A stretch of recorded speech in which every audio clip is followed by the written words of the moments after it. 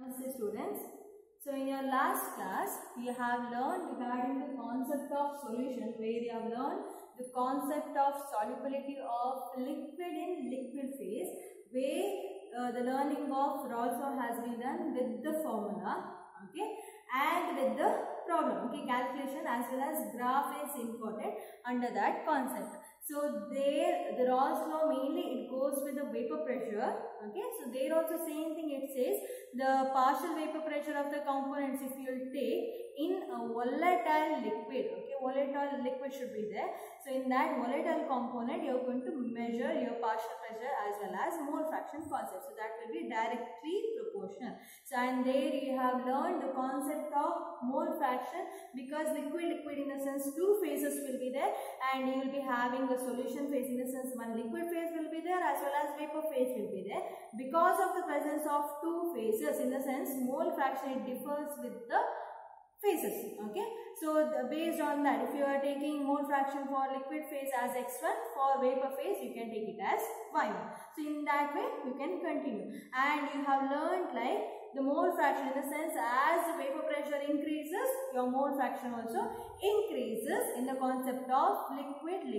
So under that problems also you have solved. I have told you to go through with the problem where maybe the answer you have to check it again, okay, with the problem, calculate properly and just go through with the answers, okay.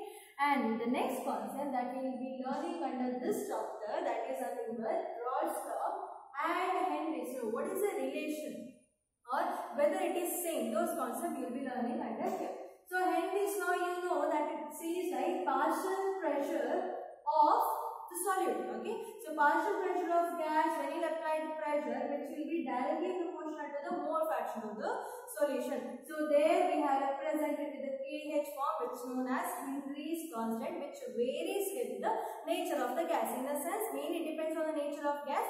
It will be different for different gases. So we can write partial pressure of the gas, it is equal to or it is directly proportional to the mole fraction of the solution. If you go to Rawls law, so Rawls law what he has explained? He has explained in a volatile component, okay.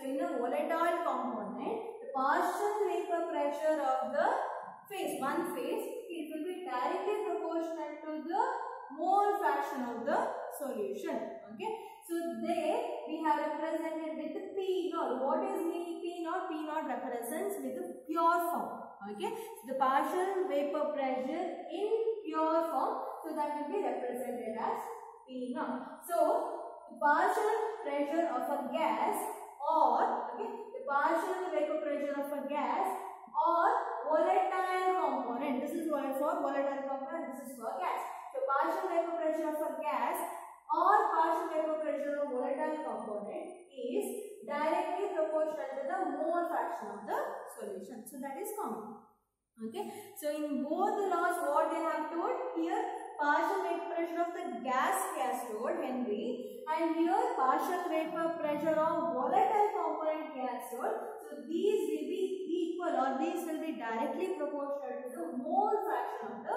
component, and these two it differs only with the KH. In the sense Henry's law will be having Henry's constant as KH as well as your Rawls law is having P naught, okay. So Henry's constant, in the sense nature of the gas as well as partial pressure of pure component, only it differs with these two, okay. The concept is same, the matter is same in both the laws. So this is regarding Rawls law and Henry's law, very important laws, Rawls law as well as Henry's law, okay, with the concept that you have to learn. In the sense with the equation you are supposed to learn, and when you are writing equation you are supposed to expand what is P, what is KH, what is X, okay. P refers partial pressure of the gas, KH refers Henry's constant which differs with the different kinds of gases, X represents mole fraction of the solution. So here partial vapor pressure of a volatile component, here partial vapor pressure of the pure component, here mole fraction of the solution. So you are supposed to expand the concepts also. Now the next concept, that is vapor pressure of solution, or we can say the vapor pressure of solid in liquid, because we have learned our liquid, okay. So what will happen that we have learned. Now we will see vapor pressure of a solution where solid in liquid is present. Okay, solid is your solute medium and liquid is solvent medium. So in this case, what will happen now? Take a container. Okay, so in this container, take a pure solvent. Okay, you are going to take pure solvent. Pure solvent will be taken. Okay, so now this one you close it with the lid. Okay, close it with the lid. So now what will happen at certain temperature? Okay, so this pure solvent, it started forming vapor. Okay, vaporization, evaporation will take place, and this vapor will started showing its own pressure.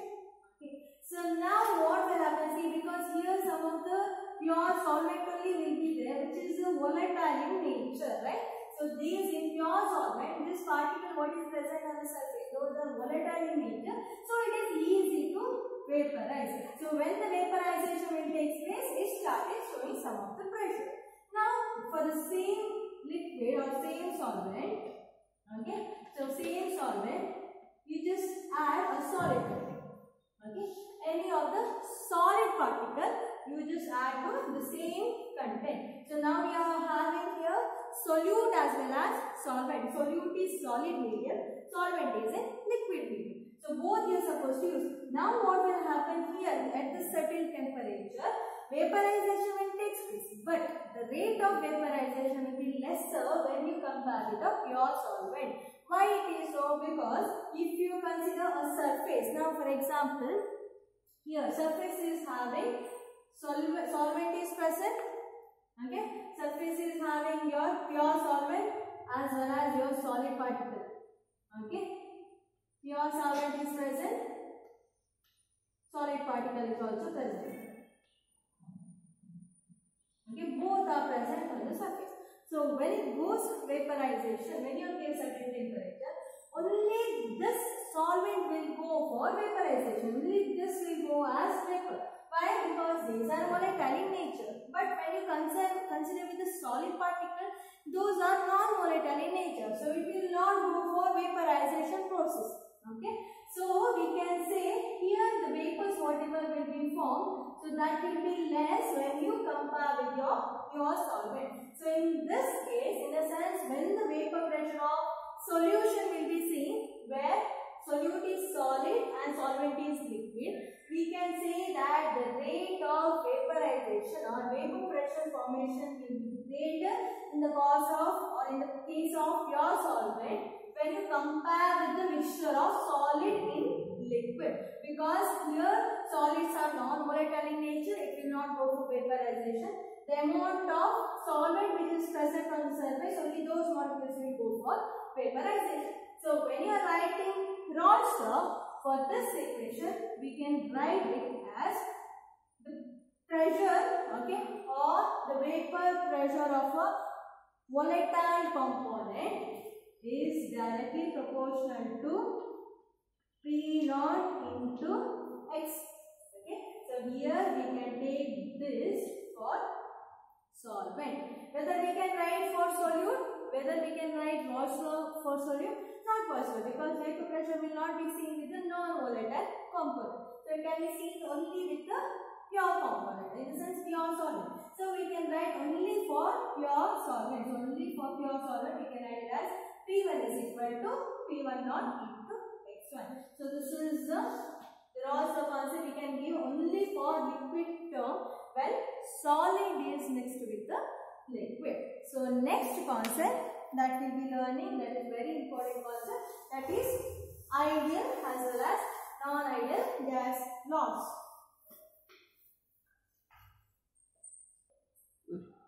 So the next concept that we deal with, ideal and non-ideal solution. Generally our liquid solution we have classified as ideal as well as non-ideal solution. Liquid solution in the sense mainly it goes with Raoult's law, right? So some kind of solution it obeys those Raoult's law formula. Some kind of solution it does not obey the Raoult's law formula. So based on that we have divided as ideal as well as non-ideal solution. So the solution which obeys Rawls law, so that will be considered as ideal solution. Which does not obey Rawls law, so that will be considered as non-ideal solution. So this concept is very important for state as well as CBSE. So it will be asked with the difference, difference like between ideal as well as non-ideal solution, as well as difference like between positive and negative deviation. So I'll just explain now what is meant by ideal solution. So ideal solutions are nothing but which obeys Rawls law will be considered as ideal solution. Some kind of solution it obeys this law. Okay, so that kind of solution which law where explains partial vapor pressure of a volatile component is directly proportional to the mole fraction of the components or mole fraction in the solution.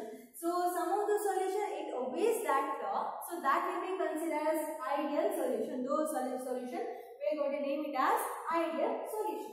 And next concept that we are seeing over here regarding force. Okay, so now what will happen regarding intermolecular force of attraction? Now consider you have A as a reactant, okay, B as another reactant, so that you will get product as AP. Okay, so this is your product. So now if we consider one reactant, A reactant, if you are considering in the sense here the intermolecular force of attraction will be seen between A in the sense many A will be there, right? So between them force of attraction will be there. If you go with the B, okay, so here B. Okay, so the force of attraction will be seen between B kind of molecule, and here if you will go with the product, so the intermolecular force of attraction will be seen in this kind of molecule, AB kind of molecule, force of attraction will be there. So here what will happen? The force of attraction, if you consider of A as well as B type, AA as well as B type if you consider, and if you consider AB type, so all are same. So force of attraction in this kind of molecule which obeys ideal law, which obeys Rawls law. So in this solution between reactant, okay, between one reactant as well as another reactant as well as product. So between them whatever force of attraction will be there, so that will be equal. Okay, so it will be having same kind of force of attraction between the particular reactants as well as product. So this is regarding force of attraction. Now we are going to see regarding delta H in a mixture. So what is mean by delta H? H is nothing but change in enthalpy. Here the reaction whenever it will take place, it doesn't lose energy as well as it doesn't gain energy. Okay, losing of energy is not possible as well as gaining of energy also not possible. So we can write here delta H for mixture is equal to 0 because it doesn't gain as well as it doesn't lose. So change in enthalpy, so that will be equal to 0 in the case of ideal solution. If you go with the volume, okay, so here if you go with the volume, what will happen regarding your ideal solution? That is also same. In ideal solution, the volume of the reactant whatever you will take, okay, as well as the volume of product whatever it will be formed, so that always it will be equal in the sense certain amount of volume is not, it will not lose as well as it will not gain. So that will be considered as delta V of mixture is also 0. Okay, in the case of ideal solution. For example, now we have A with the 200 ml. Okay, so you have 200 ml of A reactants as well as B reactant you have with the 200 ml, so that the product whatever has been formed over here, so that goes with the 400 ml. Correct? 200 plus 200 is nothing. So if you consider these two reactants, okay, so these two reactants if you consider 200 plus 200, so that is nothing but 400 ml. Okay, as well as product is also 400 ml. So 400 minus 400 is nothing. In the sense reactant minus product, when you do how much you will get? 0. So volume we can take for ideal solution as 0. Okay, and this is regarding volume. And next if you go with the functional group. Okay, so this is just one example I have given where I can explain volume. Next we will go with the functional group. Now if you go with the functional group, for this ideal solution will be having same kind of functional group. In the sense, you should have solute and solvent, right? Okay. So both the solute and solvent, it will be having same functional group. So this you can write as a property. So it will be having same functional group. Okay. Example: if you are taking hexane as one component, heptane you can take as another component. Chlorobenzene you can take in the sense, if you want, you can take bromobenzene also. Okay, or some of the any other functional group if it is present. In the sense, functional group, if you go with this kind of molecule, methyl alcohol, if you are taking in a sense, you can go with ethyl alcohol, same functional group. So it should have same functional group. Only those kind of molecule it goes with the ideal solution. So these are the characteristics. It should obey Raoult's law. Okay, and force of attraction, it will be equal between the particular components as well as product. And delta H, it doesn't lose energy, doesn't gain energy, so we can write delta H, change in enthalpy is 0, as well as change in volume is also equal to 0. Okay, and it should have same functional group. So example, if you want, you can write hexane and heptane. Okay, methyl alcohol as well as ethyl alcohol or propyl alcohol. Okay, so these are some of the examples that you can write under this concept regarding ideal solution. Next concept will go for non-ideal solution. So as I said, ideal means which obeys Raoult's law. Non-ideals are nothing but which does not obey Raoult's law. It will not obey Raoult's law. So those liquid will be considered as non-ideal solution. It will never obey Raoult's law. So those kind of solution. Now for example, mixing of water with HCl. Okay. So those kind of solution, it will never obey with the Raoult's law. So that kind of solution, they can take it with the non-ideal solution. And here, based on the nature of the interaction between the molecule, we have divided this non-ideal solution as positive deviation and negative deviation. So now, what is meant by positive deviation, or what will happen in the case of positive deviation, that we are going to see over here. So first, we will go with the force of attraction in positive deviation. So in the case of positive deviation, if you go with the force of attraction, now reactant item AA, okay, as well as BB, reactants are there, and the product will be formed as AB. So if you go with the reactant and product, if you consider, in the case of positive deviation, this will be having strong force of attraction in the sense between A as well as between BB. It will be having strong force of attraction when you compare with this. Okay, when you compare with the product. So you can write this is having stronger force of attraction and this is weak when the product will form. Okay, when the product formation takes place, that product will be having weak force of attraction. So weak force of attraction in the sense we can explain our vapor pressure. So what will happen regarding vapor pressure? In the case of weak kind of solution, vapor pressure is easy because it is having weak force of attraction. If you give some of heat, it is easy to break, so that easily it will go for vaporization. So vapor pressure, if you consider in the case of AA as well as BB, in the sense in the case of reactant and product, if you consider, in the case of product, it will be having more amount of vapor pressure. Why? Because AB is having, in the sense product is having weak force of attraction, so that it will be less amount of heat also, it is easy to vaporize. So vapor pressure will be more in the case of product when you compare with the reactant. So this is one of the point. Next you can go with delta H of mixture. Okay. So in the case of positive deviation, delta H in a sense change in enthalpy, it is positive. Okay. It goes with the positive in the sense, it will use the energy and the reaction will take place. In the sense solution formation will take place in the case of positive deviation. Okay. So the energy will be utilized over there. So we can say endothermic reaction in the sense what we are going to say it as positive, right? So we can write delta H of mixture is positive in nature. And if we go with the volume also, delta V volume also for the mixture if we will consider, so this will be positive. Positive in the sense the value will come, okay, volume if we will consider, the value will come more than 0.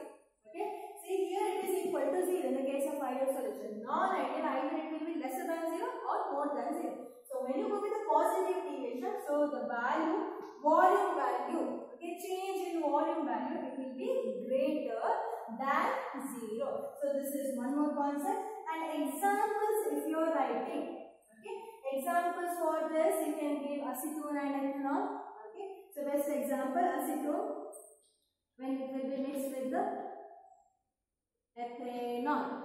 Okay, CCl4 carbon tetrachloride when it is mixed with the ethanol. So this is also one more example for your positive deviation. In the sense when you will mix this kind of two substances, two components, it won't obey Raoult's law, as well as it started showing this kind of property. So we can say this will come under positive deviation.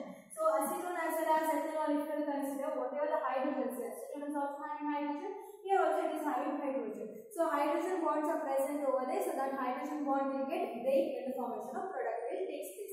Breaking in the sense that force of attraction will be weaker, so that when you give temperature, those molecules are easy to break and those particles or those molecules will go for paper phase. So this will happen in the case of positive deviation. Now if you go with a graph of positive deviation, see generally what will happen, I have explained regarding the graph when it goes with the Raoult's or when it goes with the ideal equation.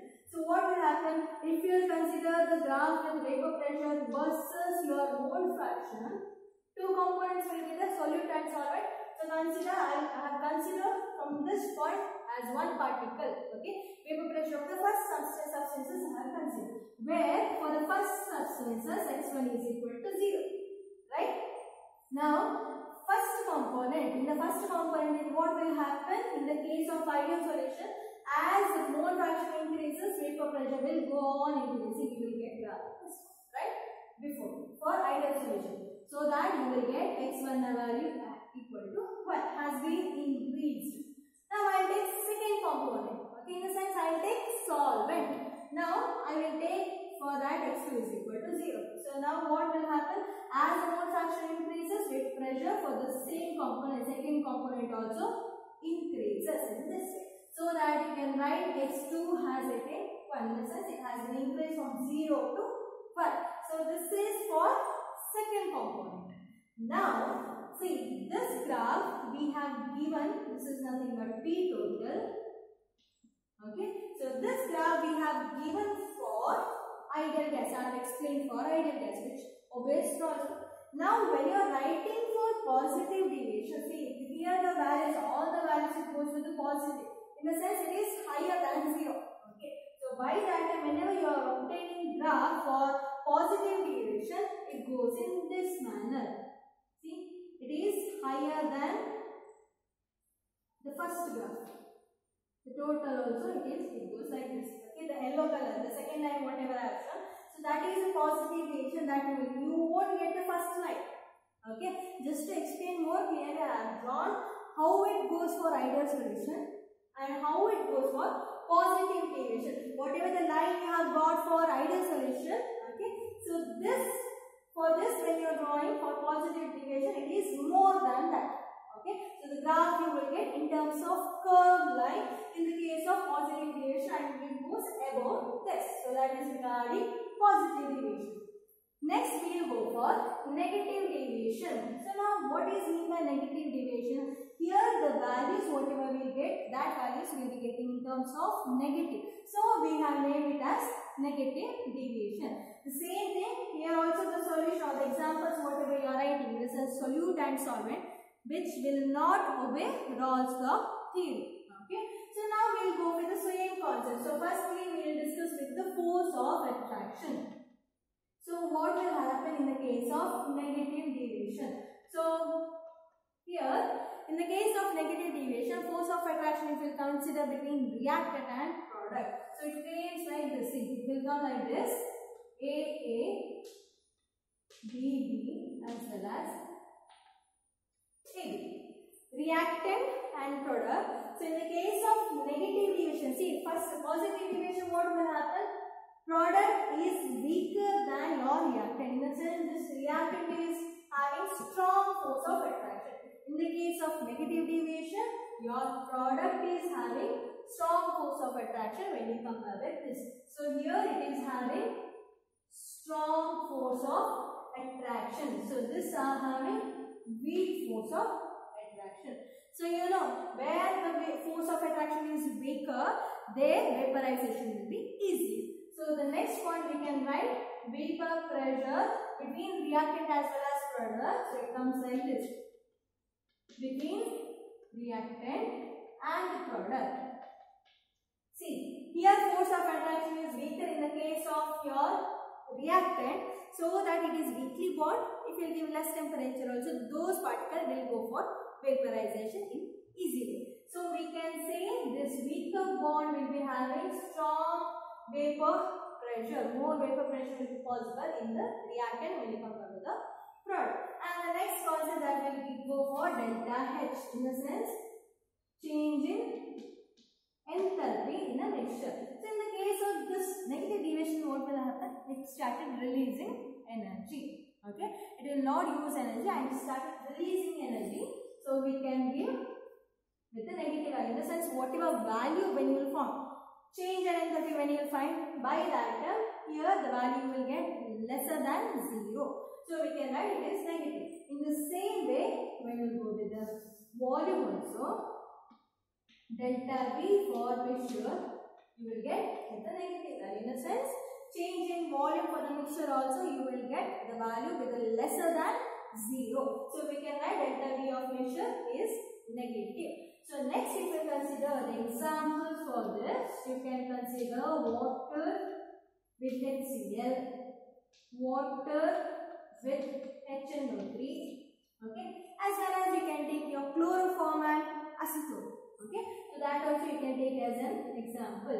Now chloroform, acetone formula, how it comes? C of CH3 double bond O, okay, this is nothing but acetone. When you go with the chloroform, see this is your chloroform and acetone. So now what will happen in this case?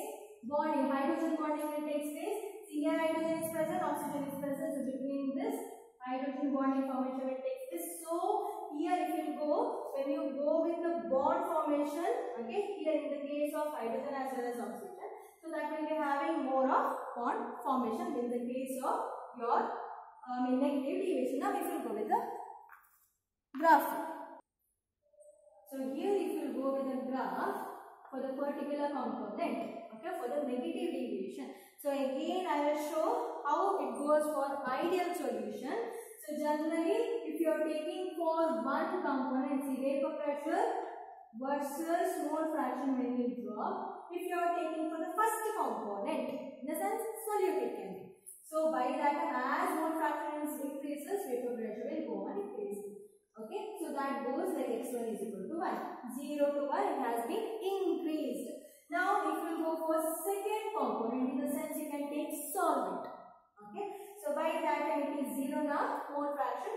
So as mole fraction increases, your vapor pressure also increases, so that you can write x2 is equal to 1. Vapor pressure has been increased and this you can take it as P total. Okay. So now in the negative deviation, what will happen? You have seen negative deviation is, see their values are 0.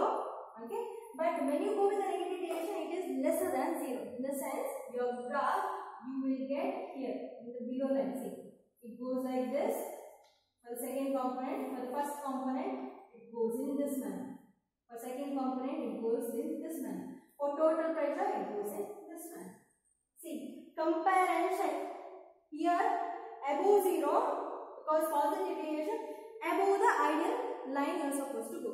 Here, it is negative, that is below 0, so the line should go below the ideal line. Okay. And as I have explained, example the acetone and chloroform. See, when it is there with the reactant term, okay, it will be having weak force of attraction but when it will form as a product, in a sense, when the certain bond will be formed, now hydrogen bond has been formed, product has been formed. So in this case, it will be having strong force of attraction. So this will causes negative deviation. So very important concept with the ideal solution, positive deviation as well as negative deviation. Here ideal solution in the sense which obeys Raoult's law. Here which does not obey Raoult's law, that will be considered as non-ideal solution. So under non-ideal solution based on intermolecular force of attraction, we can divide it as positive deviation and negative deviation. Learn the term. The first you will just explain force of attraction and all the concept. Later vapor pressure we can explain all the concept as well as delta H, delta V and some example with the graph. Okay, with the graph you are supposed to explain. So this is regarding ideal as well as non-ideal solution. Thank you.